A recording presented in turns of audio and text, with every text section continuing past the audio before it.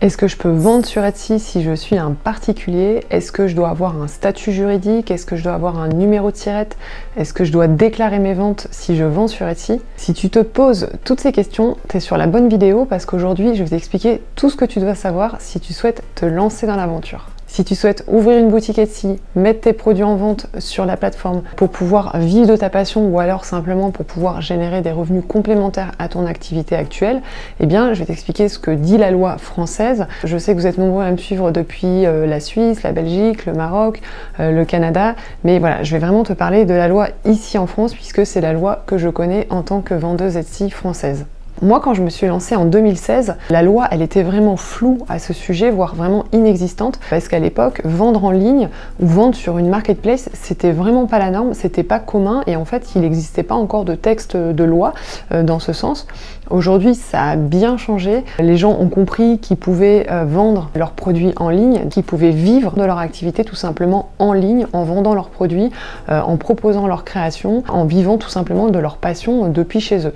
D'ailleurs, la plateforme Etsy, elle a énormément de succès puisqu'il y a 7,5 millions de vendeurs actifs aujourd'hui sur la plateforme et Etsy est présent dans 234 pays du monde. C'est dire à quel point ça fonctionne. D'ailleurs, la société, elle a vraiment évolué. On voit qu'aujourd'hui, le modèle pour gagner sa vie, il a changé. En fait, le fait de créer son activité en ligne, ça s'est vraiment démocratisé ces dernières années. Aujourd'hui, si on est un artisan, si on est un créateur, eh bien, on peut vivre de son activité en proposant ses produits en ligne. Si on souhaite faire de la revente, si on souhaite créer des produits numériques, peu importe ce qu'on fait, on peut en vivre en ligne. C'est pour ça qu'aujourd'hui, dans cette vidéo, je vais t'expliquer ce que dit la loi à ce sujet, si toi aussi, tu souhaites vivre de la vente de tes produits sur Etsy. Donc si tu me connais pas, je me présente rapidement. Je m'appelle Sandra. Moi, je suis vendeuse Etsy depuis 2016. Ça fait 7 ans que je vis exclusivement de la vente de mes produits sur Etsy. Et ici, sur ma chaîne YouTube, je te partage tous mes conseils pour que tu puisses réussir à vendre tes produits sur la plateforme. Donc si ce genre de vidéo t'intéresse, n'hésite pas à t'abonner à ma chaîne.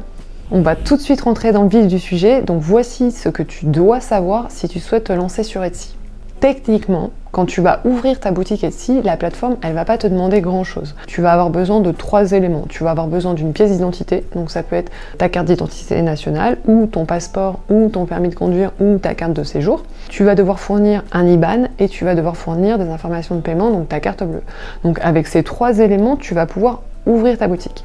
Mais il y a 2 lois importantes que tu dois connaître si tu souhaites te lancer dans l'aventure. La première loi, c'est une loi de janvier 2020 selon laquelle les plateformes ont l'obligation d'envoyer à l'administration fiscale française le montant des transactions qui sont réalisées par les vendeurs sur leur plateforme. Ce que dit la loi, c'est à 2 conditions. C'est en gros si tu fais plus de 3 000 € de vente sur l'année et si tu fais minimum 20 transactions sur l'année.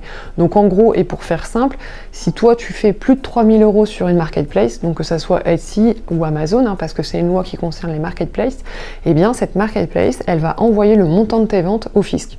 Donc qu'est-ce que ça signifie? Ça signifie que tu vas devoir déclarer tes ventes et pour déclarer tes ventes, tu vas avoir besoin d'un statut juridique. Donc ça nous amène à la deuxième loi que tu dois connaître. Donc selon l'article L121-1 du Code du commerce, sont commerçants tous ceux qui exercent des actes de commerce et en font leur profession habituelle. Donc ça va s'appliquer aux créateurs qui fabriquent des objets par eux-mêmes, ça va s'appliquer aux vendeurs qui achètent et qui revendent des fournitures, ça va s'appliquer aux vendeurs d'objets ou de vêtements vintage et ça va aussi s'appliquer aux vendeurs de produits digitaux.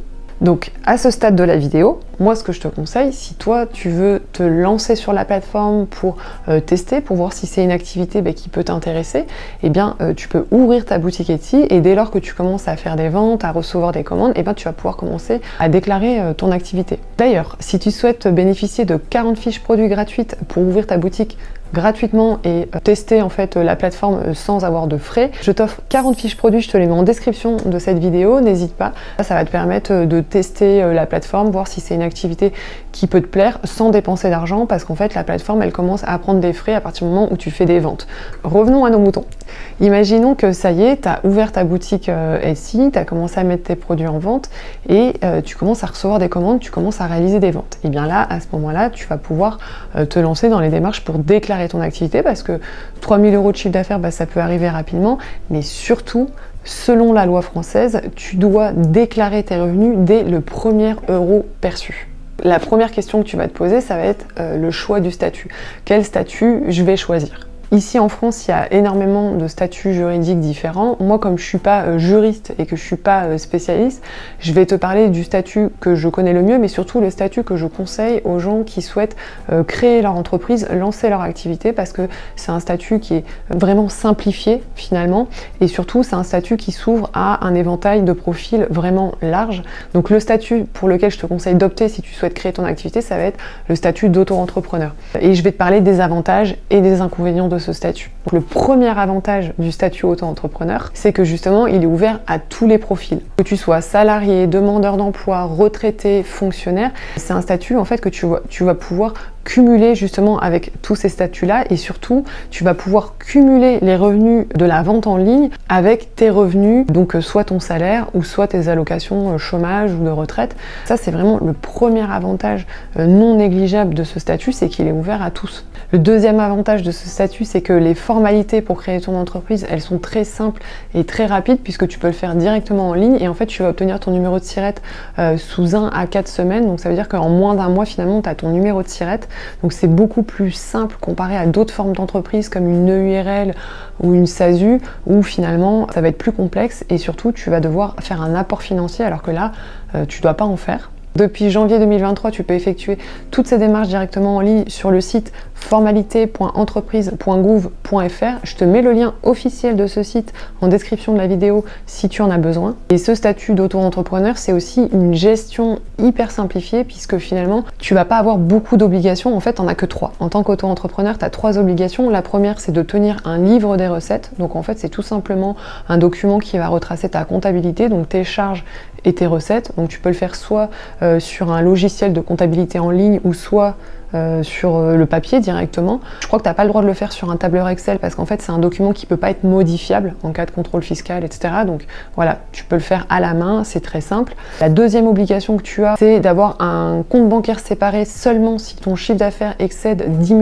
€ sur 2 années consécutives. Donc ça veut dire que tu peux conserver ton compte bancaire personnel tant que tu n'atteins pas ce chiffre d'affaires. Donc c'est quand même beaucoup plus simple.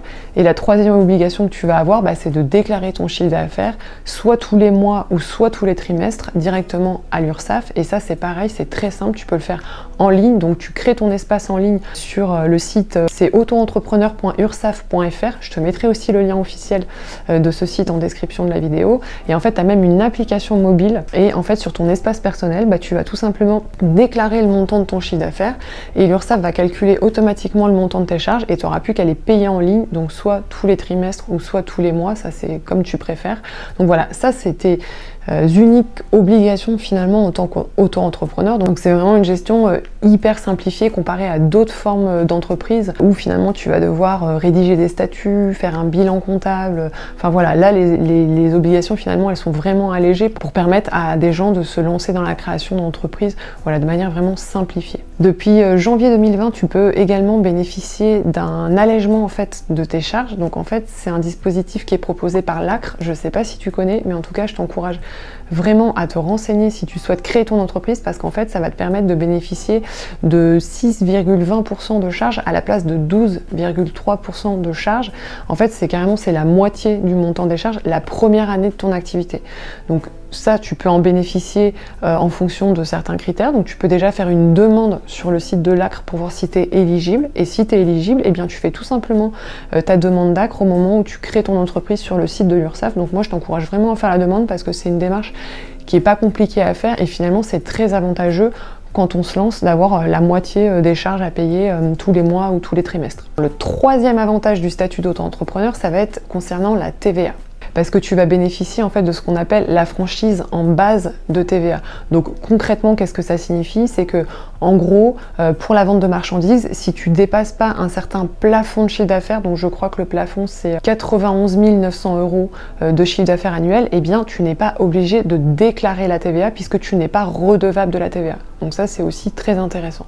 Voilà pour les principaux avantages de ce statut d'auto-entrepreneur. Maintenant, il y a certaines limites, et je vais te parler des inconvénients aussi de ce statut. Donc le premier inconvénient, c'est que tu as un plafond de chiffre d'affaires à ne pas dépasser si tu veux continuer à bénéficier de ce statut, mais ça va parce qu'il est quand même assez important en vente de marchandises. Il est de 188 700 €, donc ça va, tu as quand même de la marge, mais ça veut dire que le jour où tu fais plus de chiffre d'affaires que ça, tu vas devoir changer de statut. Le deuxième inconvénient, et pour moi c'est vraiment l'inconvénient majeur, c'est que en fait tu vas devoir payer des cotisations sur le montant de ton chiffre d'affaires et pas sur le montant de tes bénéfices. Concrètement, qu'est-ce que ça signifie? C'est que par exemple, si tu fais des bijoux par exemple, et que tu proposes un bijou à 39 €, eh bien tu vas payer 12,3% de charge sur 39 €. Alors que par exemple, si tu étais avec un autre statut et que tu pouvais être imposé sur tes bénéfices, eh bien tu paierais des cotisations finalement sur ton bénéfice. Donc une fois que tu aurais retiré l'achat de tes matières premières, que tu aurais retiré tes frais d'envoi à la poste, tes enveloppes, tes timbres, tes cartes de visite, tout ce qui va te permettre de produire ton produit. Donc finalement l'inconvénient majeur, c'est que le montant de tes charges, eh bien il va être plus élevé. Donc il y a une vendeuse Etsy qui m'a demandé qu'est-ce qu'il fallait déclarer concrètement sur Etsy à l'URSSAF, quel est le montant qu'on doit déclarer. Donc en fait ça, tu l'auras compris, ça va dépendre finalement du statut que tu vas choisir, ça va dépendre si tu dois déclarer ton chiffre d'affaires ou tes bénéfices.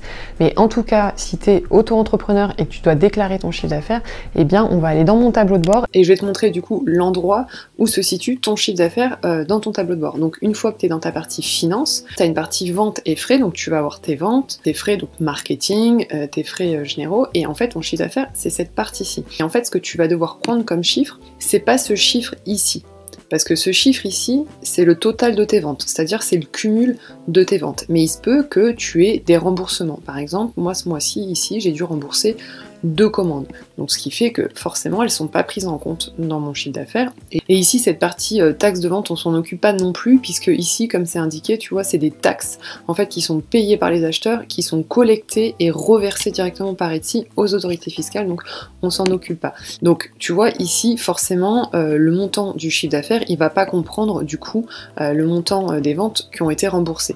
Donc finalement, peu importe ce qui se trouve ici, toi ce qui va t'intéresser, c'est ce chiffre-là, voilà, et c'est aussi ce chiffre-là, comme je disais par rapport à la loi de 2020, c'est-à-dire le montant de tes ventes que Etsy a l'obligation de déclarer aux autorités fiscales, et donc c'est ceci que tu vas devoir déclarer.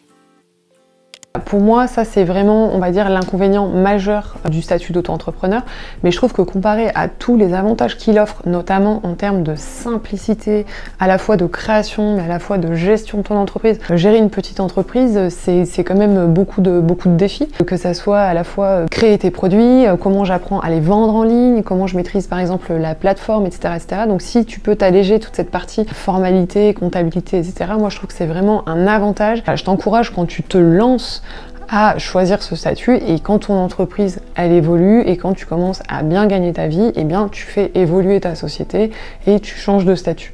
Point très important, en description de cette vidéo, je vais te mettre tous les liens que j'ai mentionnés ici dans cette vidéo, mais je vais aussi te partager 2 autres vidéos qui vont t'intéresser, puisque maintenant que tu connais le montant des cotisations, eh bien tu vas pouvoir connaître le montant des frais Etsy. Donc j'ai fait une vidéo vraiment complète à ce sujet, où voilà, je t'explique le montant des frais que prend la plateforme, donc ça va te permettre vraiment d'avoir voilà, une vue globale à la fois de ce que tu dois payer à l'État et de ce que tu dois payer à la plateforme, pour vraiment bien fixer tes prix sur la plateforme, pour pouvoir rester compétitif. Cette vidéo, tu la trouveras aussi en description, et j'ai une deuxième vidéo à te proposer qui est en fait, si tu décides de te lancer dans l'aventure et de créer et d'ouvrir ta boutique Etsy, et ben c'est un tutoriel où je t'accompagne vraiment étape par étape pour créer ta boutique de A à Z.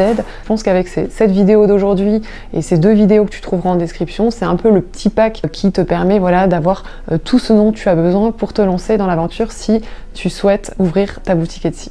Si tu as encore des questions, n'hésite pas à les poser dans les commentaires de la vidéo. N'hésite pas non plus à me dire si cette vidéo, elle t'a appris des choses, parce que c'est aussi important pour moi de savoir si le contenu que je vous partage vous apporte des réponses à vos questions. Et quant à moi, eh ben, je te dis à la prochaine, dans une prochaine vidéo.